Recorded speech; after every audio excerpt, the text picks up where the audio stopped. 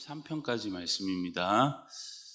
구약성경 851페이지 시편 69편에서 73편까지 먼저 69편입니다. 이 69편은 이 다윗이 무고한 비난과 박해를 받으며 죽음의 이제 문턱까지 갔을 때 쓴 시다라고 할 수 있습니다. 여러분, 아무런 이유 없이 미움받는 고통은 인간에게 가장 큰 상처를 주는 거죠. 1절과 2절을 보면 다윗은 자신의 영혼이 늪과 같은 진창에 빠져서 발을 붙일 곳이 없다라고 고백을 합니다. 그럼 때때로 우리의 인생도 그렇습니다. 우리가 또 열심히 살았는데 돌아오는 것은 오해와 이제 비난뿐이고 또 해결책은 보이지 않는 상황이 많이 있다는 거죠. 그때 우리는 어떻게 해야 합니까? 오늘 시편 69편처럼 먼저는 우리의 감정을 하나님께 정직하게 쏟아내는 겁니다. 시인은 자신의 억울함, 분노, 그리고 슬픔을 숨기지 않고 하나님께 다 아뢰고 있습니다. 여러분, 이것은 불신앙이 아니라 하나님을 향한 전적인 신뢰의 표현이라는 거죠. 그리고 시인은 절대 사람에게 매이지 않습니다. 고통을 사람에게 풀려고 하면 이 복수의 악순환이 시작이 되지만 하나님께 풀면 이제 구원의 은혜가 시작된다는 거죠. 하나님은 억울함을 겪는 자의 탄식을 다 듣고 계신다는 겁니다.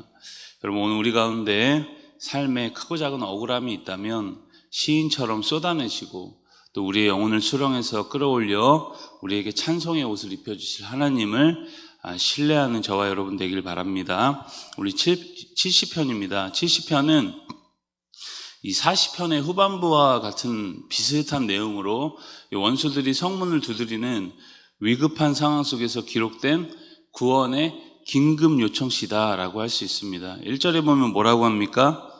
하나님이여 나를 건지소서, 여호와여 속히 나를 도우소서. 굉장히 긴박해 보이는 기도라는 거죠, 내용 자체가. 그러나 여러분, 긴박함을 넘어서서 하나님 없이는 1분 1초도 살 수 없다는 철저한 이 자기 부인의 고백시라는 겁니다. 여러분, 성도에게 가장 어려운 시간은 하나님의 응답을 기다리는 시간이라는 거죠.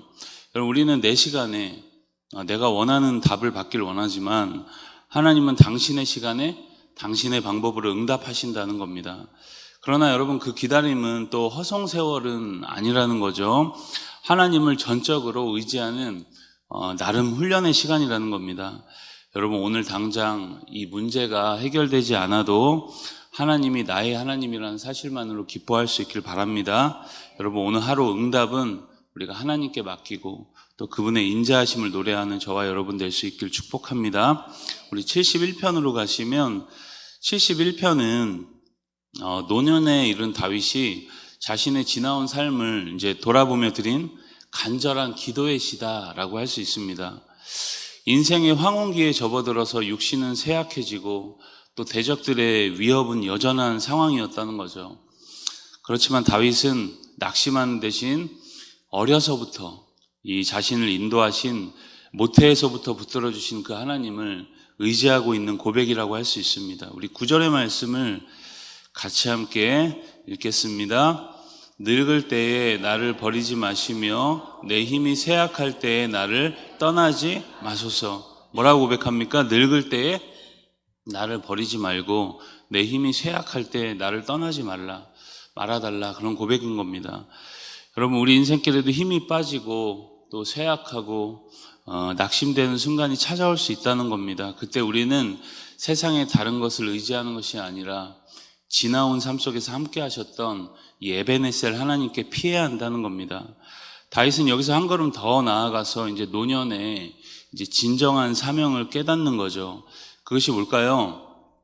바로 주의 힘과 능력을 후대와 장래의 모든 사람들에게 전하는 것이었습니다. 여러분, 우리의 남은 시간은 내가 만난 구원의 하나님, 또 나의 평생에 베푸신 그 놀라운 은혜를 다음 세대와 또 이웃들에게 증거해야 하는 이 사명의 시간이라는 것을 잊지 마시길 바랍니다. 여러분, 오늘 하루도 나를 모태에서부터 지키신 주님만을 소망으로 삼고 또 우리의 입술을 통해서 하나님의 의와 능력이 증거되는 복된 하루 되시길 간절히 소망합니다. 우리 72편으로 가시면 72편은 다윗이 아들 이 솔로몬을 위해서 지혜와 공의를 구하는 간절한 기도의 시다라고 할 수 있습니다. 솔로몬이 다스릴 이스라엘이 평강의 나라가 되기를 바라는 이제 아버지의 마음이 담겨 있는 시라는 거죠. 그러면 세상의 권력자들은 힘없는 자들을 억압하기 쉽지만 하나님의 대리인은 이스라엘의 왕은 달라야 한다는 겁니다. 우리 6절의 말씀을 72편 6절의 말씀을 같이 함께 읽습니다. 그는 뱀풀 위에 내리는 비같이 땅을 적시는 소낙비같이 내리리니 뭐라고 합니까? 뱀풀 위에 내리는 비 그리고 땅을 적시는 소낙비 그런 왕이 되어야 한다는 겁니다. 들풀처럼 마르고 연약한 백성 또 가난하고 억눌린 자들을 돌보고 그들을 존귀하게 여기는 것이 왕의 사명이다라는 겁니다. 여러분 이 이상적인 왕의 통치가 이 나라의 완전한 평강과 번영을 가져오고 온 땅에 하나님의 영광이 가득하게 할 것을 이제 노래하고 있는 거죠. 솔로몬을 향한 다윗의 이 기도가 진정한 의와 평강의 왕으로 오신 예수 그리스도를 미리 보여주는 예언이기도 하다는 겁니다.